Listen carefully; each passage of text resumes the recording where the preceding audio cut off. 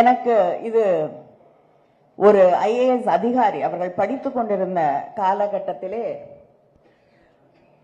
அங்க இருந்த அவருடைய வகுப்புல இருந்த மாணவர்கள் கிட்ட, என்ன தமிழ்நாடுன்னா நீங்க தனியா இருக்கீங்க, உங்களுக்கு என்ன அப்படி ஒரு இது எங்களோட எல்லாம் அவ்வளவா இணைந்து செயல்பட மறுக்கிறீர்கள் என்று சொன்னபோது, அந்த பள்ளி வகுப்பிலே இருந்த பெயர் பட்டியலை எடுத்து காட்டி, உங்க பேரெல்லாம் பாருங்க, எங்க பேரெல்லாம் பாருங்க, எங்களுடைய பேருக்கு பின்னால் நாங்கள் மனிதர்கள், எங்க தந்தை பேர் அதோட நாங்க நிறுத்திக்கிறோம்.